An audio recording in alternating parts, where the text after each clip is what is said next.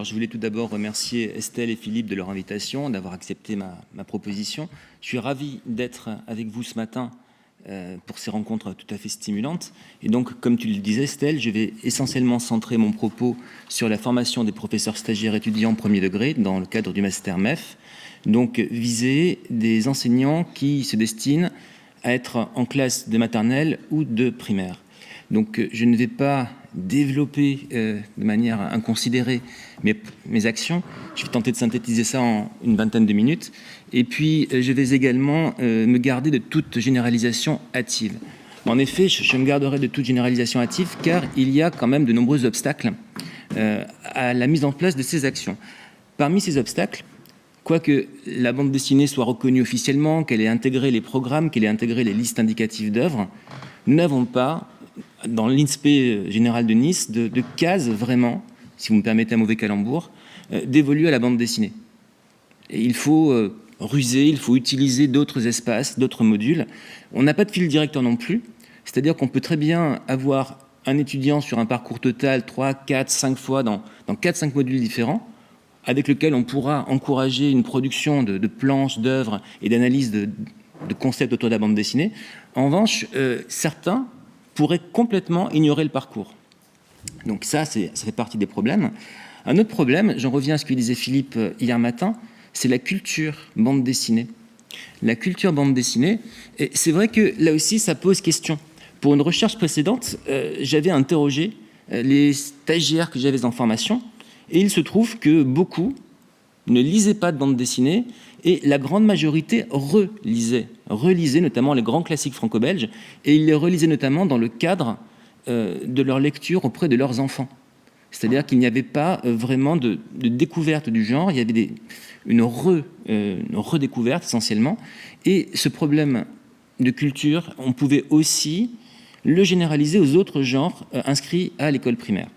Par conséquent, au vu de tout cela, il nous faut en fait pratiquer non pas la pédagogie du détour, mais plutôt détourner quelques-uns des modules de l'INSPE, ou si vous préférez, si je peux acter un second calembour, faire entrer la bande dessinée par la bande dans le cadre de notre formation.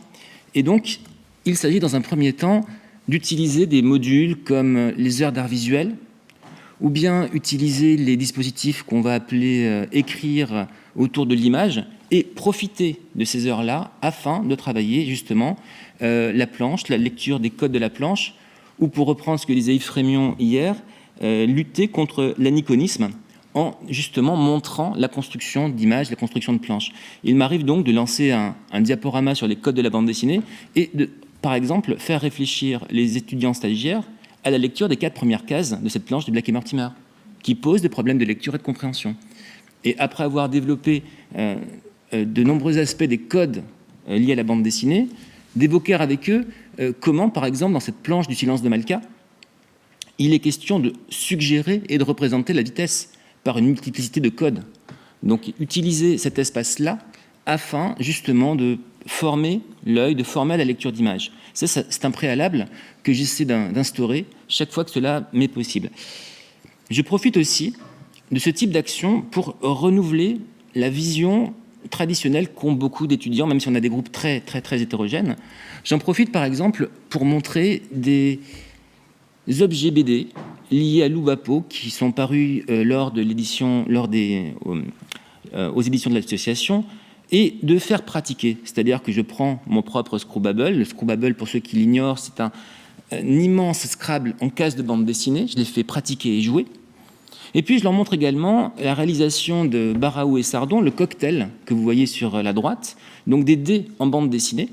Là aussi, je les fais pratiquer, je les fais jouer dans l'optique de construire des outils didactiques pour le premier degré. Par exemple, nous avons eu, il y a 2 ans, une réalisation d'une professeure stagiaire étudiante qui a réutilisé le concept des dés en bande dessinée afin de créer cet objet qui puisse entraîner les récits oraux en moyenne et grande section et faire travailler la verbalisation à partir de ces dés dont elle s'était inspirée après la présentation.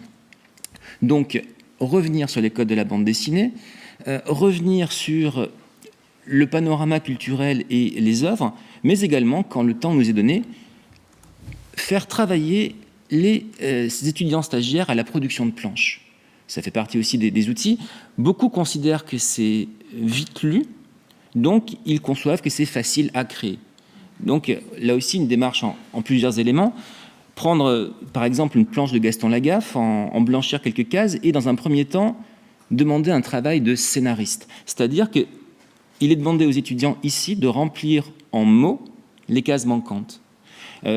À ce titre, si je reviens sur la culture BD des étudiants, la plupart ne connaissent pas les personnages de Gaston Lagaffe, excepté Gaston. Donc il faut aussi recontextualiser un petit peu le cadre de la série. Un travail suivant viendrait à désinhiber les étudiants quant au dessin. Là aussi, on a évoqué durant ces journées les appréhensions des élèves, des stagiaires. Et donc, si on prend cette planche de Lewis Trondheim, nous avons des personnages dessinés en patatoïde, en forme patatoïde. Et il est question donc, là encore, après avoir blanchi quelques cases, de demander aux étudiants de dessiner les cases manquantes, et le contenu se trouve dans l'encadré juste dessus. Donc, la conception, les idées sont présentes, à eux, pour se faire la main, pour se désinhiber, de travailler ce type d'exercice-là. Quand le temps nous est permis, on peut aussi proposer à la suite de créer des storyboards, voire même demander aux professeurs stagiaires étudiants de créer des planches. Donc là, il était question, il y a quelques années, de demander de s'inspirer des fables de La Fontaine, de s'inspirer notamment des morales et de concevoir une planche qui illustre le sens contemporain de la fable. Donc là, par exemple, l'étudiante a pris « Le travail est un trésor du laboureur et ses enfants ».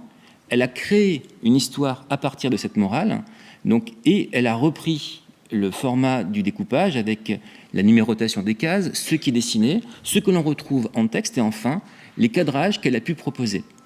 Donc non seulement on a eu des étudiants qui ont créé des planches, notamment, ça c'est la fameuse planche sur le laboureur et ses enfants avec des personnages en légumes et en fruits, mais aussi cette technique, avec notamment l'outil du découpage, a été reprise, notamment en classe de cycle 3, a été reprise en classe de Samin, notamment dans l'Académie de Nice. Donc on a utilisé quelque peu des outils afin que les stagiaires puissent se les approprier pour les transmettre en classe. Donc ça, c'est un premier point, utiliser les heures d'art visuel, les heures écrire et lire sur l'image, intégrer la bande dessinée. Une deuxième direction serait l'utilisation des cours de français. Donc dans les cours de français à destination des stagiaires étudiants, nous commençons généralement par travailler la méthodologie de l'œuvre littéraire, problématiser une œuvre littéraire selon le genre, selon les enjeux spécifiques du texte.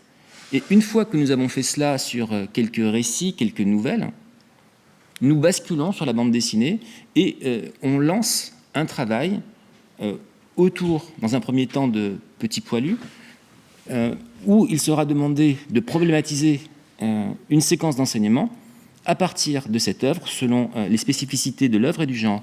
Petit Poilu est une BD muette qui a intégré la liste indicative pour le cycle 1, pour la maternelle. Chaque album conserve la même structure. Première planche, nous avons les rituels du matin. Dernière planche, les rituels du soir. Et au milieu, nous pensons que Petit Poilu pourra aller à l'école, mais malheureusement, il n'y parvient jamais. Surviennent des péripéties. Et ce type-là d'album rencontre un succès étonnant auprès des classes, puisque l'élève peut s'identifier, on a un graphisme simple, accessible, et surtout, pour la maternelle, l'absence totale de langage écrit.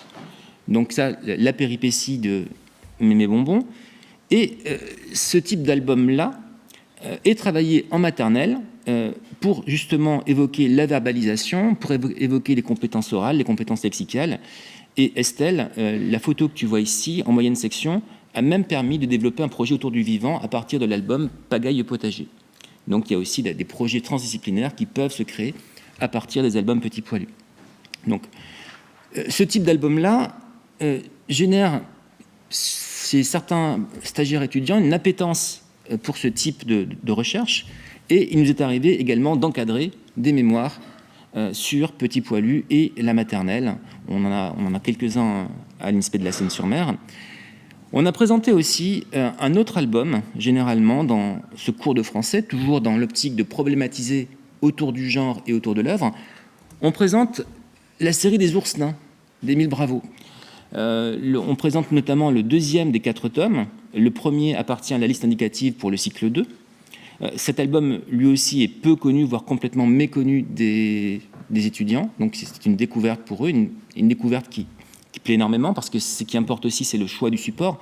Les 2 supports présentés ici travaillent le mode comique, les registres comiques, et donc ils intéressent déjà étudiants puis élèves.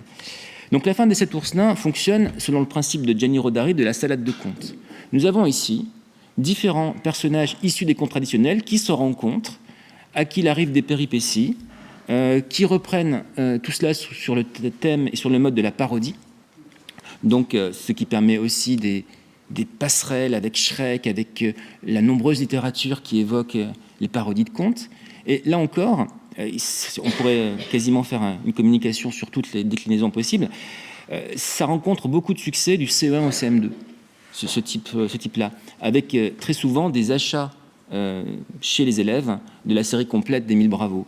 Là encore, les potentialités peuvent être travaillées en mémoire. On a également encadré de nombreux mémoires sur les potentialités de la bande dessinée, notamment liées aux inférences à partir des ellipses. Donc il y a ce travail-là mené en français sur l'année.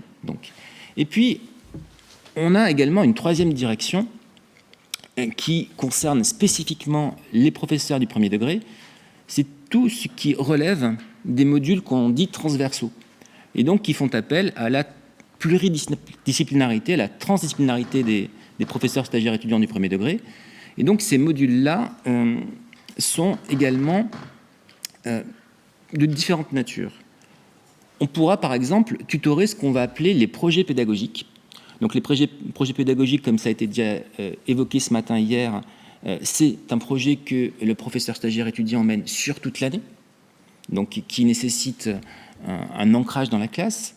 Et ce projet pédagogique, nous le tutorons en 12 à 14 heures. Là encore, il n'y a pas une inscription du genre bande dessinée dans ces projets, c'est nous qui suggérons, qui supposons, et qui, à partir de celui-ci, pouvons montrer les potentialités du médium. Donc, projet pédagogique, on a pu en tutorer du cycle 1 au cycle 3, on a pu en tutorer liant art visuel et français, sciences, mathématiques, je montrerai quelques exemples, EMC. Donc on a une vaste étendue qui va mêler différents domaines disciplinaires. Celui que je suis en train de vous montrer évoquera les liens entre français et bande dessinée en prenant pour support le texte de Bernard Friot. Je ne sais pas si on a le temps de le lire, Estelle, par rapport au temps. On a encore 10 minutes. D'accord.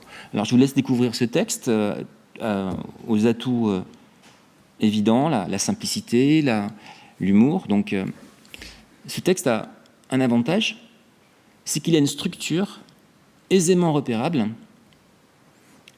qui pourra être dupliquée par les élèves qui vont se l'approprier.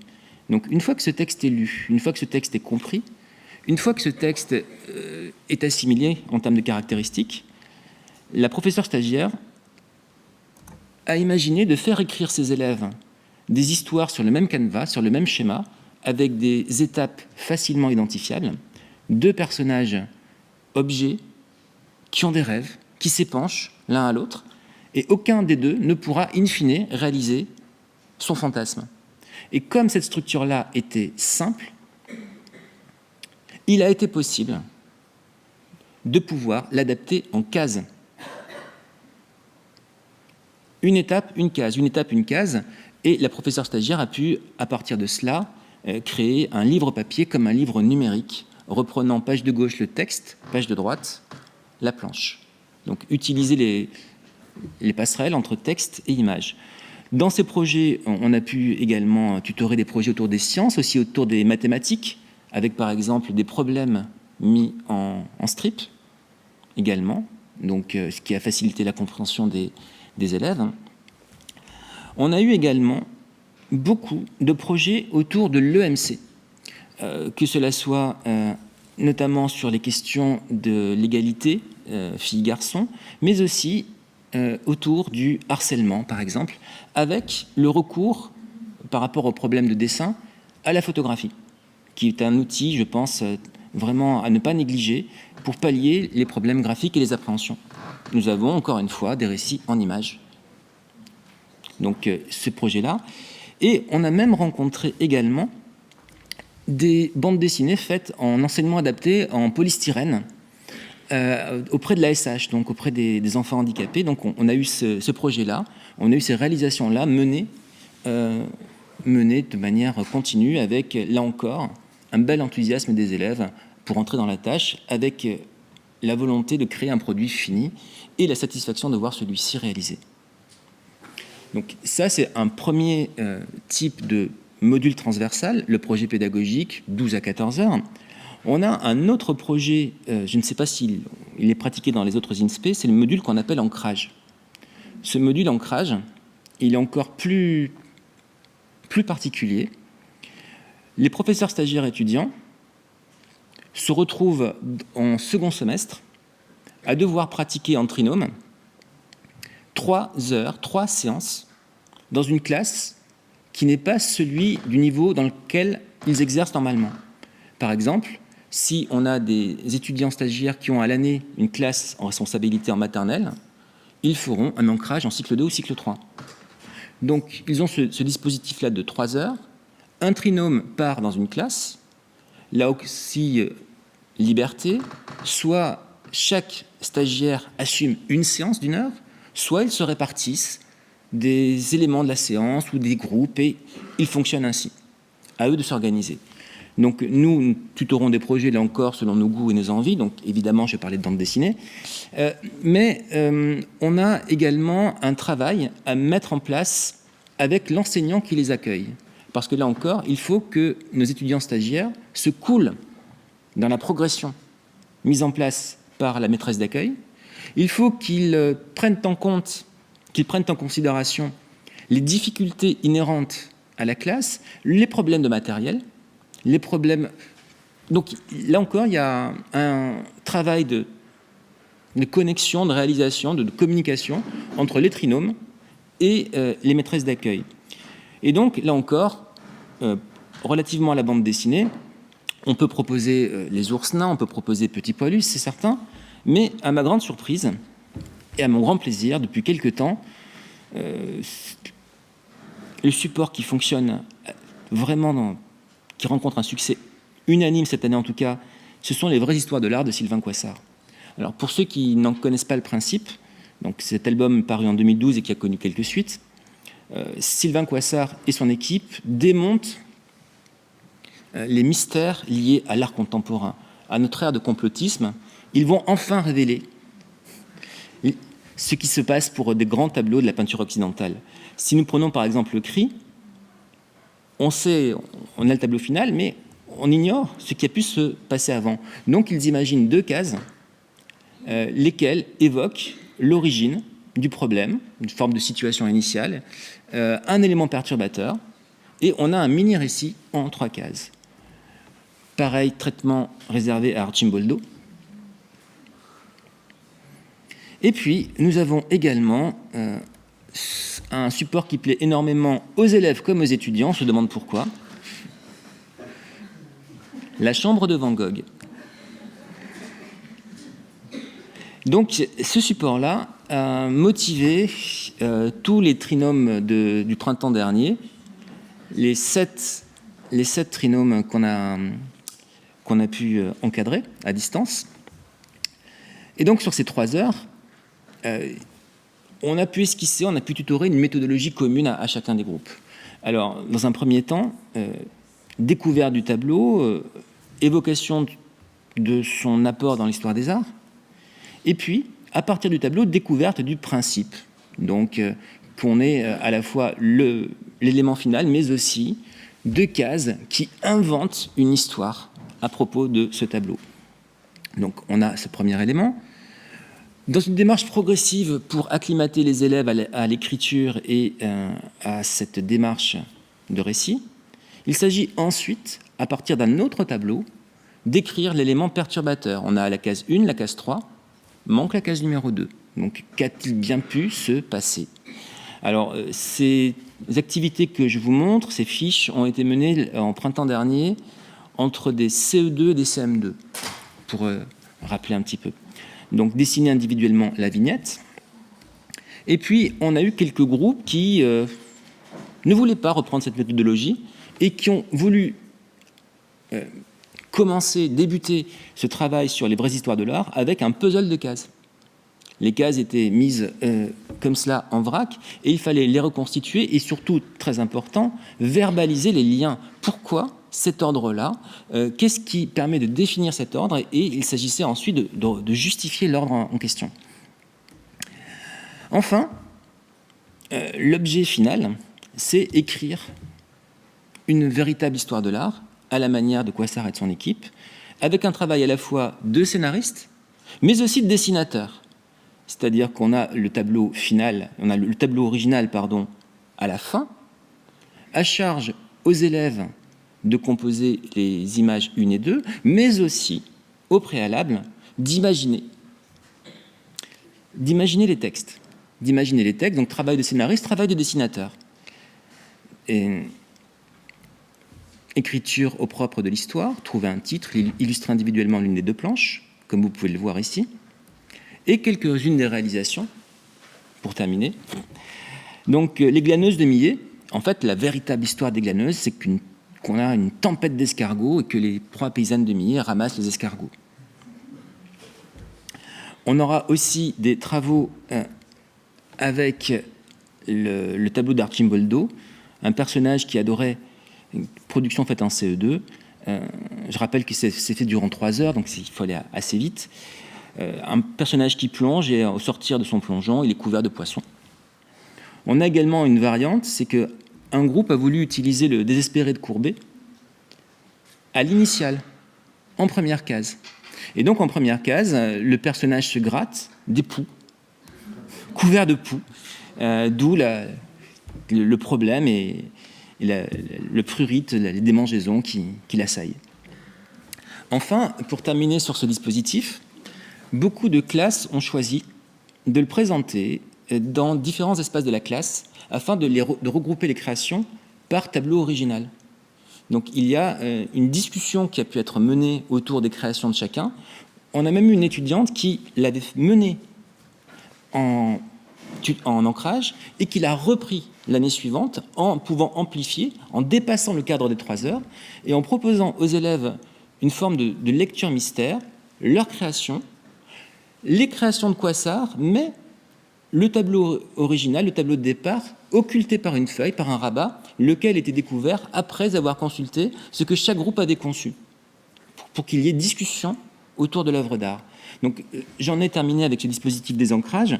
Comme vous avez pu le constater, il n'y a pas vraiment de fil directeur, il n'y a pas vraiment de cases utiles dans les formations du premier degré de l'ISP de Nice. En revanche, il y a la volonté de présenter les potentialités du médium et surtout d'en convaincre les stagiaires pour qu'eux-mêmes soient convaincus et puissent les utiliser avec leurs élèves. Je vous remercie de votre attention.